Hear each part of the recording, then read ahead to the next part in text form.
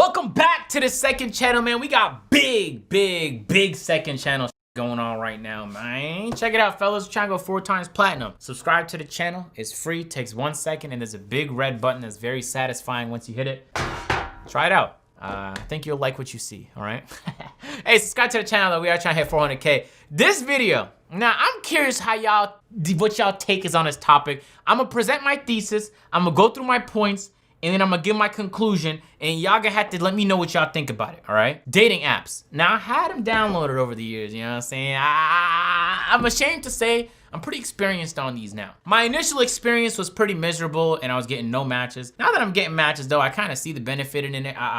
Let's get to my thesis. My thesis is as follows. Dating apps is the most inhuman way to find human connection. And that's largely due to the fact that almost every imaginable metric you're judging these women on is artificial. And then you're supposed to, based on these artificial metrics, find any kind of real connection. All right, that being said, let's get into the points. Now, a couple years ago, 5-6 years ago, I was in uni, I was in my second year uni. I was in a Skype call with Lo and a few other people, right? One of the people in the call downloaded Tinder, and he was like, I'm just scrolling through, I'm swiping, He was telling us, we was in a call, it was hours long, right? And I was like, hold on now, I'm curious. And back then, it wasn't as like common for people to be on dating apps, you know what I'm saying? So I was like, Tinder, you on Tinder? Ugh.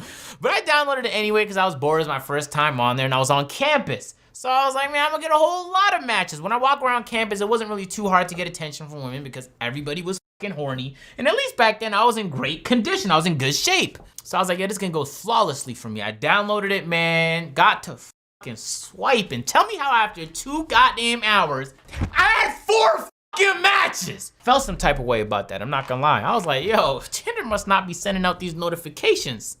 That's probably what the problem was.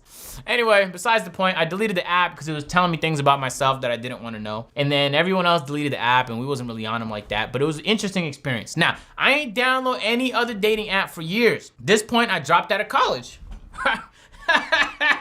Kanye knew what the f he was talking about 2 decades ago.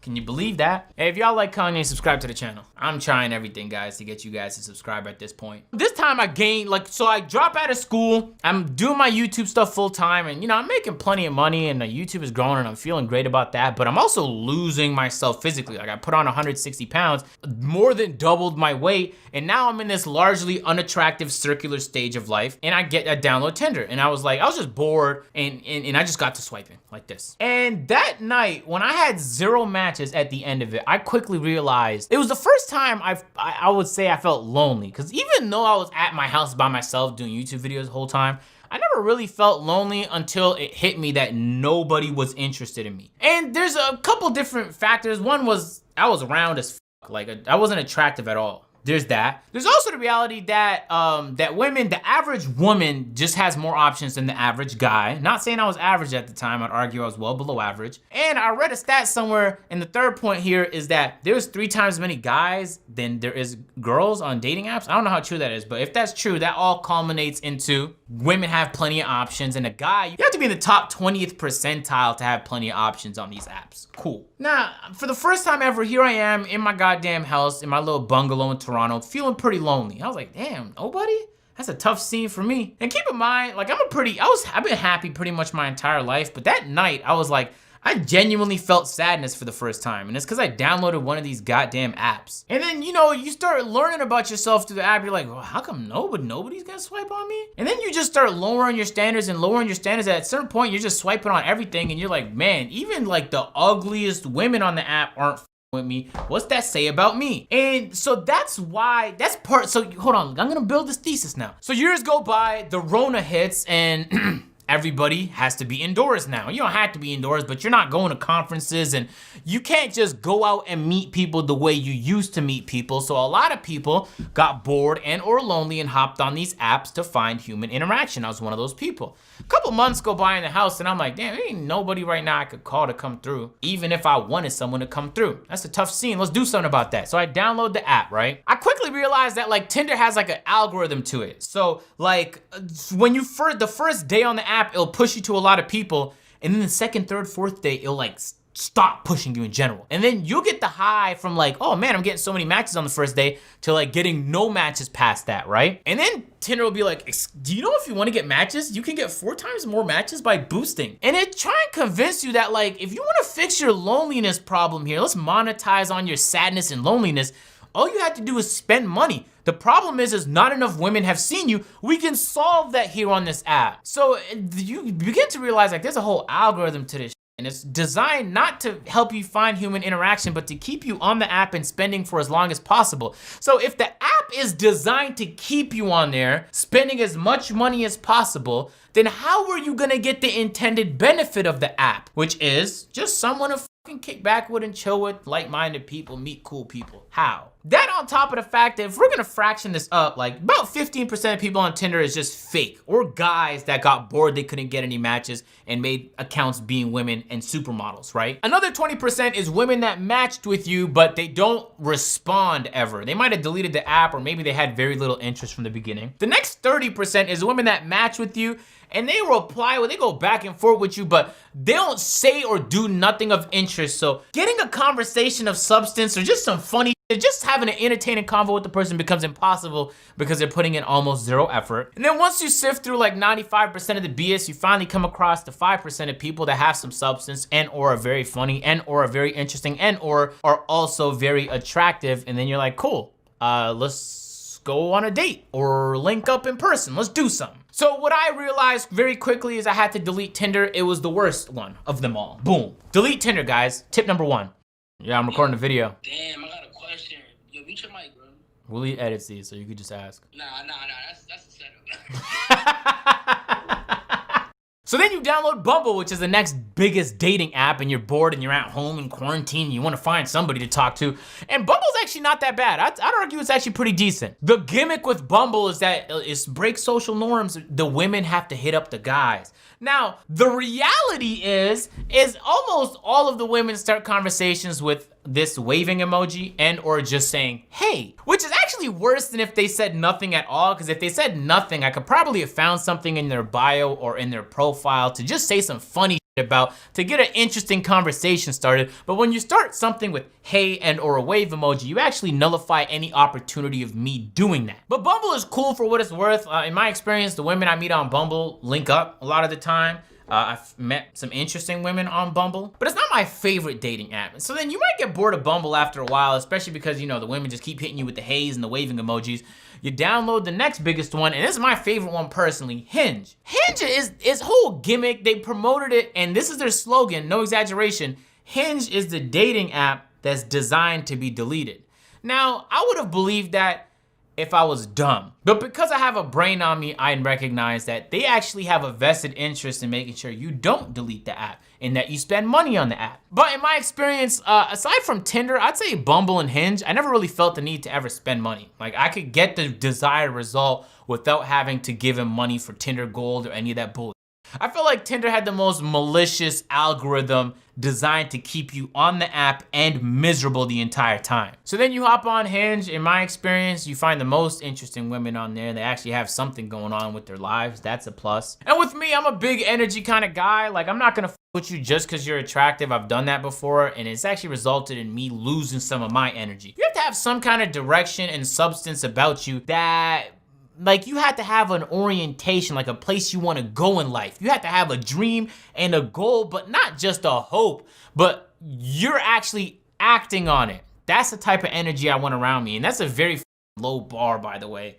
I feel like that should just be a default. If you're just wandering around life without that, then you're wasting your time. But the reason I feel like dating apps are largely like malicious and or are just a precursor to a pit of loneliness and misery is because they actually have a vested interest in keeping you lonely. If you genuinely meet someone on the app and you get in a relationship with them, you actually don't need the app for a long period of time and or for forever, depending on how long your goddamn relationship lasts. I don't know what the female experience is like on these apps, and I'm curious. I should make an account just one day just to see how many swipes I can get. I'll say this though, because I've been on both sides. Like when I was at my biggest, I wasn't getting no matches and I was miserable on those apps.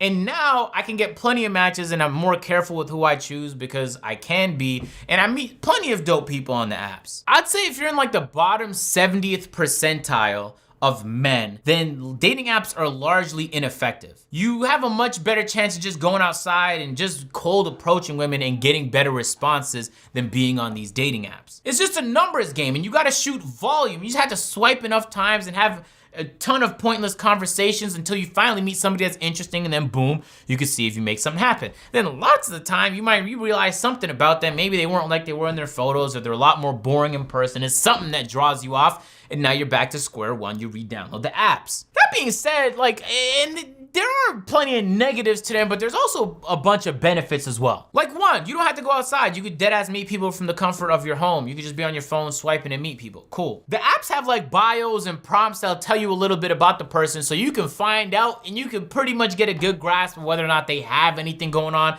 And if they don't, you can hit them with a strong parry and kick them to the curb. Three, you're not in person with them, so you can be a lot more bold with your approach. You can say and do a lot of stuff that you wouldn't be able to do in person. In person, you gotta be more calculated, as if to not creep her out or to be too forward, or there's plenty of different ways it can go wrong in person. On the apps, I just be saying whatever the comes to my mind. And if you find it funny, then we actually have the same sense of humor and we might get along. But if you don't find it funny, parry, send you to the curb. I think in an age where a lot of people are just really anxious and or don't have the courage to just talk to people they don't know, these dating apps are a good way to introduce you to new people in a world where you otherwise would not have made the approach if you saw them in person. But for all the benefits, there's like a ton of negatives. One, man, are they addictive. I remember, and I don't get that vibe too much with Bumble and Hinge, even though they do be spamming you with notifications saying like, people want to see you on Bumble. You're gonna log on and see who swiped on you. And you'd be like, someone swiped on me? Hold on, let me go on the app and swipe for a little bit and see if I can find out who that is. Tinder does that the most. I don't get that with the other apps nearly as much. But Tinder does that a lot. Man, I believe Tinder should be like eviscerated from the planet. I think that is the worst fucking app, bro. I swear to God, man. Because think about it. Like, you get the notification and you know it's Tinder because it has that distinct bling sound effect, right? And you get so excited and it says you got a new match. And here you are clicking now, go through her profile. Oh, she bad as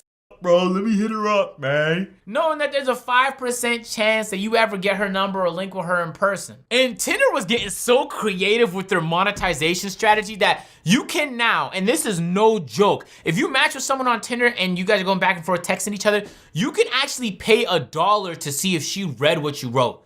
There's a pay gate on read receipts, y'all. That's f***ing hilarious to me. Cause I know there are people who genuinely buy that. And that's so sad, man.